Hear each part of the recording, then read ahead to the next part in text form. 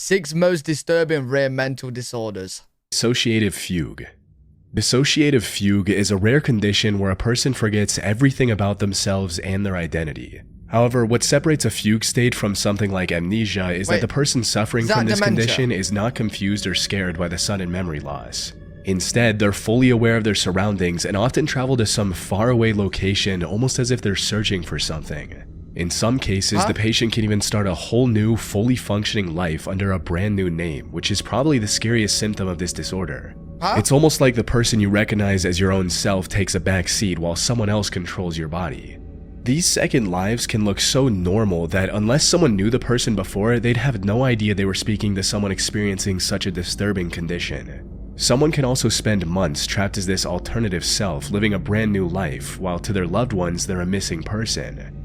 Now, we still don't have a clear picture of how such a disorder is even possible, but we do know that it has a strong correlation with amnesia and, more importantly, dissociative identity disorder, which is also known as multiple personality disorder.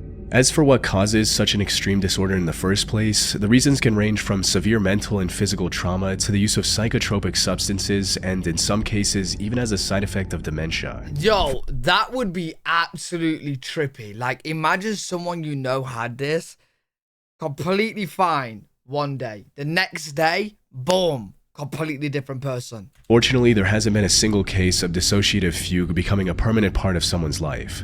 All patients eventually come to their senses, only to find themselves in an unfamiliar location with no recollection of how they got there. However, while some regain their memories shortly after— Wait. So, like, you'll be— so, for example, I'm Lewis, and then I get this, and then I'm Brad, right? Now I'm Brad, yeah? And then I go back to Lewis, but I'm in China. Yo, that would be trippy. And it's like you woke up, you're like, oh, why am I in China? Bro, what? That's trippy. Emerging from their fugue state, others remain unable to recall anything about themselves, which is what happened with Jeffrey Allen Ingram. On the 10th of September 2006, Jeff woke up on a sidewalk in Denver, Colorado. Now, of course, waking up on the sidewalk would be distressing enough on its own, but Jeff had to face an even harsher reality. He had no memory of who he was and how he got there. It was early in the morning. Yo. I'm not sure at what time. It looked like the sun was just starting to come up, so there was some light there. I was half picking myself up. Yo, I wonder if there's any cheaters out there that use this in an excuse. Oh, I'm sorry, babe. I don't know. I was gone for a whole month. I don't know what happened. I don't know where I was. I was like, I don't know. I just spawned back here. Do you reckon anyone's tried it? Off of the ground. I reckon someone's tried it. And I had no idea where I was. I didn't recognize no buildings, no streets, no nothing. He frantically searched his pockets, hoping to find an ID or any other document that had his name. Unfortunately, all he found was $8 in cash. After failing to remember a single detail about his past, Jeff turned to the people in the vicinity to ask for help. Sadly, they were less helpful than he had hoped. To them, Jeff looked like a crazy person on drugs. Thank you, Maisie. Well, yeah, you would just look crazy. You would. Extremely terrifying. They turned me away as if I was, someone that lives off of the streets or was some kind of a psychotic person, like you don't know where you are kind of thing. Without any other option at his disposal, Jeff started working toward the most logical solution he could think of at the time, finding a hospital. However, he didn't have enough money on hand to get a cab, so he set off on foot and eventually found a hospital after walking continuously for 8 hours. But due to his complete memory loss, even getting an appointment at a hospital was a challenge. And I ended up walking into Denver Health. I walked up to where they take the admissions and stuff like that, and said I need help. They go, okay, well, what is your name? I said, I have no idea. That's what I'm here for. She says, well, you got to put something down. I said, I don't know my name. Like, you guys don't understand. So they just gave me a name and stuff there. John Doe. Still drilled me. What's your name? I said, I don't know. And I'm in tears at this time. I'm shaking really, really bad. I can barely stand up. While in the hospital, the doctors tried everything they could, from medication to therapy, to help him recover his memory. But even after 6 weeks of treatment, Jeff had zero clue about his identity. The only option he had left was to make his face as famous as possible so maybe someone from his previous life could identify him. So on October 22nd, he went onto national TV to ask for help. I don't know. It's hard to explain. I just try to look for information in my head, and it's not there. It's just blank. Yeah. What's the hardest part about that then? About not knowing? It's very stressful, yes. Can you do me a favor? Can you take off your hat so we can see what you look like without the baseball cap? Because people may remember you that way. And do you know if you always wore glasses? Hey, he's been through enough, man. Why are you exposing his bald head? I didn't even think he was bald. I seen the hair on the sides, didn't even realize it. Bro, he's been through enough, bro. Just have no idea. I have no idea. Why don't you take those off as well so we can see what it looks like without the glasses? You want to take off his clothes? Luckily, his fiancée, Penny Hansen, recognized him and immediately contacted the police. She also gave them pictures of the two together to prove that she was telling the truth. Jeffrey Ingram hugged his fiancée today, who just 24 hours ago, he couldn't even identify. He didn't even know himself. As it turned out, Jeff was a 40-year-old machinist from Olympia, Washington. On September 6th, he went out to visit his friend in Canada who was dying of cancer, and that's when he went into his fugue state for the next 4 days. The stress of knowing that a dear friend could pass away at any moment due to terminal illness was likely what triggered the disorder. However, it's important to note that this wasn't the first time something like this happened to Jeff. He had experienced the same issue twice before, with him going missing for 9 whole months back in 1995. What? Though he did regain his memory quickly after waking up from that fugue state. Unfortunately, the same did not happen in 2006. As romantic as it would have been, he didn't regain his memory after seeing his fiancée after nearly 2 months. And it took years for him to readjust into his old life. In order to prevent such confusion in the future, Ingram ordered GPS shoes and had his identity information tattooed on him. He also started wearing a zip disc with medical information around his neck. To be fair, that is smart though. That is smart. Chat, I might do it. I might tattoo like my birthday and my name on me. Most unsettling part of the incident, however, was that he remembered having 2 children who died in a car accident. And what came out of that? Any clues? Few clues that I might have worked. Yeah, what if he like goes back to his fiance, his wife or whatever, yeah? And then now that like he's got a new mind, kind of, he don't like her. Do you know what I mean? He don't like her now. He did before, but not now. In New York, or in the New York area. That I did have a family. That you did have a family. A wife and 2 kids, and they were all killed in a car crash somewhere by a drunk driver. Maybe in the New York area, we're not sure. But according to Penny, Jeff never had any children before. As to why he remembered something so traumatizing even though it wasn't true, we'll never know for sure. Maybe it's something to do with his new life. Maybe... Have you ever noticed how difficult it is to find and cancel active subscriptions? Signing up for them always seems to be the easiest. Make money off of us. Chilling exactly what it sounds like. Alien hand syndrome. Alien hand syndrome is exactly what it sounds like. A person loses control over one of their hands, usually the left. This quote, alien hand, moves on its own, often in Yeah, chat, that is very weird how all he remembers is car crash, killing 2 children and a wife. What if, like, in those months that he's missing, he's having some schizophrenic, like, I don't know, like some crazy mental outbreak. He's going around killing people, and then he snaps out of it. Like, what if it's that, dude? What if it's that? You know what I'm saying?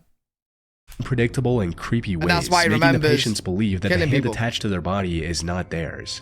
What makes this condition even more unsettling is how the alien hand can directly contradict the other. Imagine flipping on a light switch only for your rogue hand to immediately switch it back off. It can also be violent towards the patient, with some reports of the affected hand trying to choke the patient, which is a truly disturbing thing to experience. And while we don't fully know why something like this occurs, we do know that it's more common in people who have undergone split brain surgery in the past. For those who don't know, our brain consists of 2 hemispheres that are connected in the middle with a bridge of nerves.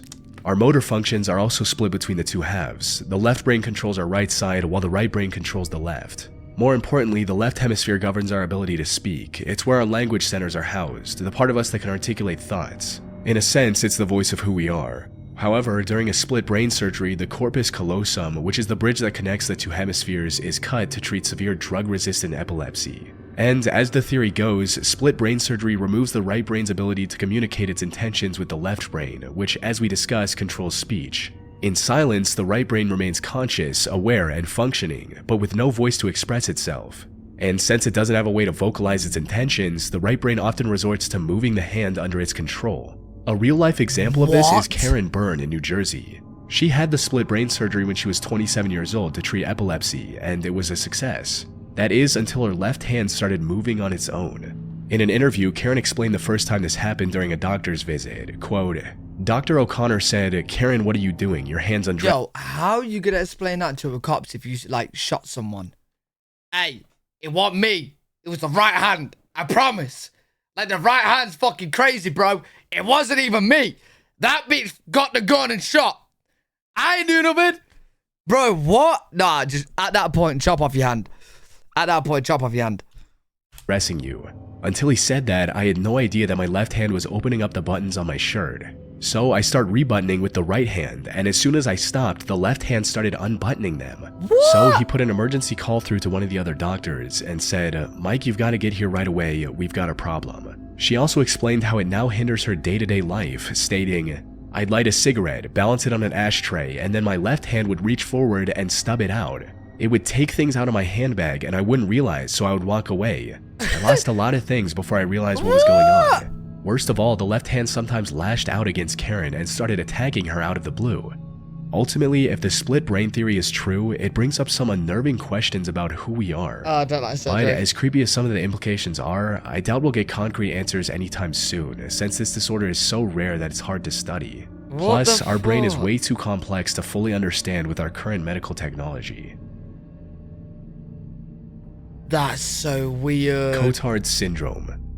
Cotard syndrome, also known as Cotard delusion or walking corpse syndrome, is a rare mental disorder where a person believes that they're dead, don't exist, or have somehow lost their internal organs or blood. It was discovered by Jules Cotard, a French neurologist who first described this condition in 1880. He described this disorder as a previously unrecognized form of depression, noting that those affected exhibited many traits commonly seen in individuals with severe depression.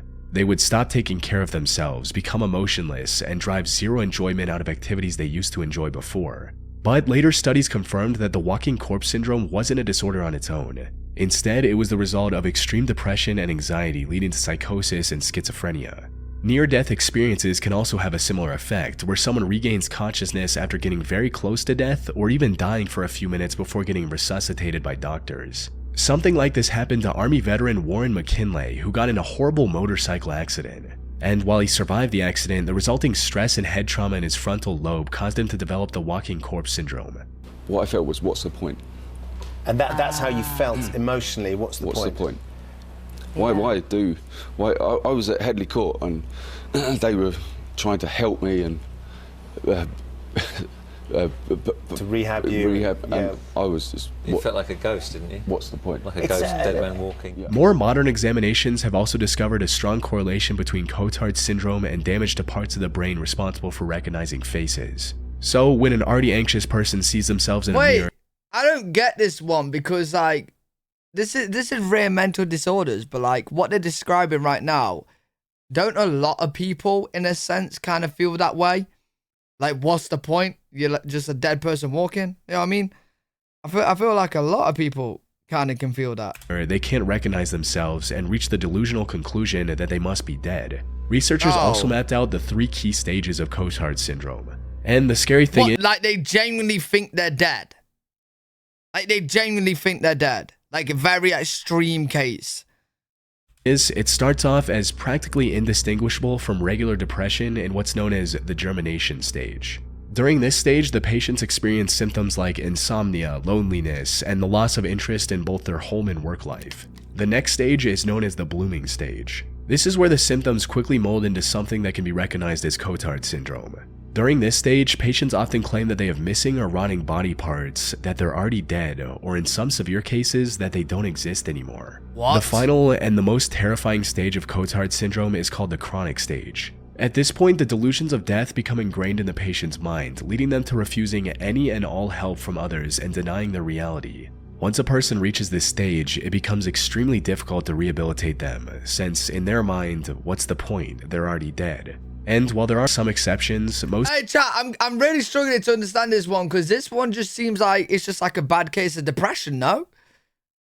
Like, yeah, I get like you might think you're actually dead, but then when you speak to someone, surely you're gonna realize, oh wait, you're alive, you're not dead. I mean, most patients at this stage end up in one of two distinct camps. For about 55% of the patients, the main symptom of Cotard syndrome is a delusion of immortality. They believe that they've lost vital organs. Oh, they think However, they got they're also rotten still body mindful parts. enough to notice that their body is still moving. Oh. Under normal circumstances, they'd see the proof of their body working fine and come to the rational conclusion that they still have every vital organ. Yeah. Unfortunately, the psychosis caused by Cotard syndrome leads them to a very destructive realization that they're functionally immortal. This was exactly the case for the 43-year-old woman whose condition led to Jules Cotard discovering the syndrome, someone he referred to as Mademoiselle X. In his case report, Jules described Mademoiselle X's condition in detail, stating, Mademoiselle X affirms she has no brain, no nerves, no chest, no stomach, no intestines. There's only skin and bones of a decomposing body. She has no soul. God does not exist, neither the devil. She's nothing more than a decomposing body and has no need to eat for a living. She cannot die a natural death. She exists eternally if she's not burned. The fire will be the only solution for her. Unfortunately, Jules didn't have any way to treat this woman at the time. She later passed away from starvation after refusing to eat anything. Wait, but I thought she said she wants to die by burning. And while the people suffering from this form of Cotards might find some solace in the delusion that they can't die, the second group's life becomes an unending nightmare. The most disturbing case of this I came across involved a 65-year-old retired teacher referred to as Mr. B in the case report to protect his privacy. Let's call him Brian for simplicity's sake. Sometime in early 2010, Brian started experiencing a multitude of negative symptoms, including sadness, poor socialization, anxiety, decreased sleep and appetite, ideas of worthlessness, and guilt. However, it wasn't long before— Yeah, amazing. This part is very depressing, and I thought this video would end up like this. But a lot of people wanted to check this out. These symptoms developed further with delusions of catastrophe, nihilism, and persecution. He also began feeling like he had lost every asset and had become extremely poor as a result. But things were about to get a whole lot worse. Because soon after, Brian started saying that his organs weren't working anymore. His brain had stopped functioning and his house had developed cracks and was going to fall down.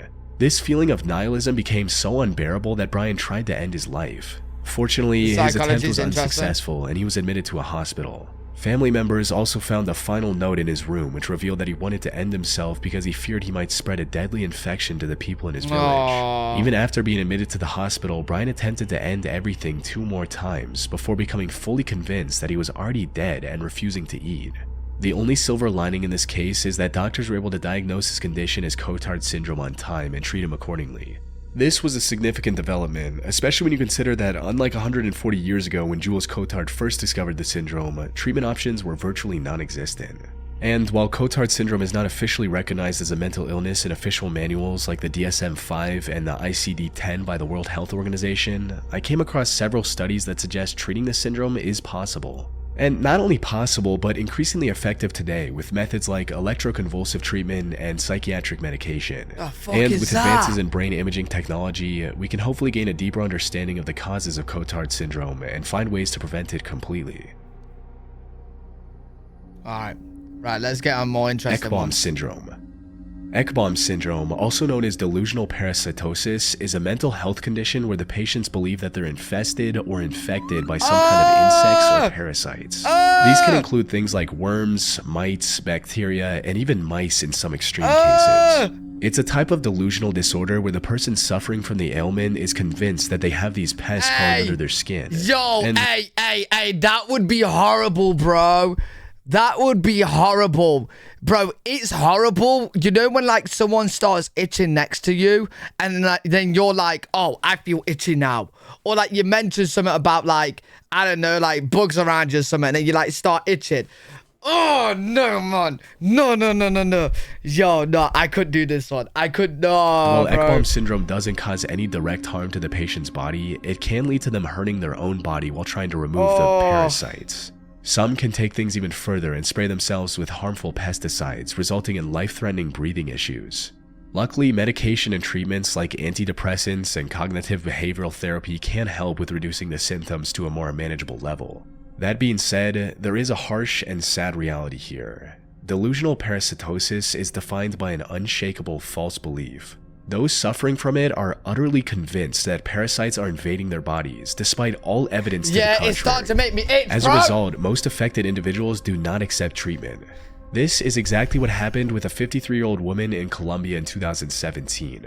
By the time she sought medical help, she had already been living with Ekbom syndrome for 5 years. Her symptoms included depression, constant itchiness, and even visual hallucinations. She also explained how she'd been using various toxic chemicals to clean her skin and clothes in an effort to get rid of the parasites living in her body, but nothing worked. In addition to all of this, she also brought a sample of what she claimed to be the parasites. But testing these specimens showed that they were nothing more than dried skin, likely some that she peeled off. And when the results of blood tests came clear as well, the physician tried to explain to her that this was a mental disorder and recommended a psychiatric evaluation. However, she was completely convinced that the parasites were real. So, when the doctors didn't agree with her evaluation, she stopped responding and didn't go through with any treatment for her condition. Hopefully, that woman received the medical attention she needed and is now living without this excruciating disorder. Though, given how she responded upon first learning the truth, I highly doubt that's the case. How would you get rid of that, man? That would be horrible. Visual agnosia. Visual agnosia is a rare vision-related disorder where the affected individual has trouble recognizing objects. They can still technically see something that's in front of them, but oh, I'm actually itchy now, bro. Actually itchy now, bro. That's what I'm saying, Charger. Why is there no like disorders where you become like super smart or something? Or like big cock disorder. Or like, you know what I mean? Like, they can't identify what the object is, or at least identify it correctly. You can fly. I see colours, shapes, punctuated by faces. The faces of people which I really recognise, and they stand out much more than anything else. That's why I can't read words or read music anymore. That's dyslexia, so, right? I still can imagine what it looks like in my mind's eye, but I can't imagine what it looks like, or I can't see what it looks like when I look at it. So essentially, I find things through colour. Someone suffering from visual agnosia might see. Is that not just being blind? If I close my left eye and look at chat, I can't read the text. A chair and mistake it for a small child. Though this is an extreme example, in most cases the patient often confuses an object with something of a similar general shape, like seeing a pink smartphone and believing that it's a bar of soap. There are also several subcategories of this disorder for people who have... Wait, is that blurred vision or is it actually changing what it is? So like he sees clear, but he's fully changing it. Difficulty perceiving a certain type of object. People suffering from alexia, for example, cannot distinguish between different words and see all text as essentially the same thing. Similarly, patients with environmental agnosia... So he sees fully clear, but it just completely changes the objects. What the fuck? Have trouble recognizing their surroundings, which makes it almost impossible for them to go anywhere on their own. What? Visual agnosia is fascinating not just because of how it affects perception, but because it gives us a glimpse into the intricate workings of the brain and what happens when those processes break down. In rare cases, it can be triggered by trauma, such as a head injury or stroke. However, the more common cause is simply aging, particularly in conditions like dementia that impact the brain's ability to process and interpret visual information. It's not like the patient wakes up one day and is unable to recognize the objects around them. Instead, it starts off small with occasional misidentifications before growing rapidly with age. And this is precisely what happens to the most popular case of visual agnosia, which was documented by the neurologist Oliver Sacks in his book titled The Man Who Mistook His Wife for a Hat. Wait, what did the man do? Pick up his wife and put her on his head? Is that... What? What? The title of the book is also in reference to the person suffering from visual agnosia, who Oliver referred to as How Mr. does the brain do that? Who I'll just call Peter for simplicity's sake. Now, Peter was a singer and a musician who became a music teacher in his later years, and it was during his time at school that the first signs of his visual issues began to appear. Sometimes a student would stand in front of him and Peter wouldn't recognize them. More specifically, he wouldn't recognize the student's face. It would stay that way until the student spoke, at which point Peter could identify them by their voice. This often caused misunderstandings and frustrations for Peter, but he often laughed it off and didn't pay much attention to it. However, his situation became a whole lot worse as time went on. Not only was he failing to identify the faces around him, but he also began to see faces where there were none. It got to the point that on some occasions he patted things like fire hydrants and parking meters thinking that they were his students. Hey, you know what? At that point, I would just fucking tie a blindfold over my eyes. Honestly, I think if you just blindfold your eyes, you actually will get through better. You'd understand more. Your hearing will improve. You know what I mean? But this blurring of reality didn't stop there. As the condition progressed, Peter became increasingly delusional. He began speaking to ornate carvings on chairs, expecting a response, and expressing surprise when none came.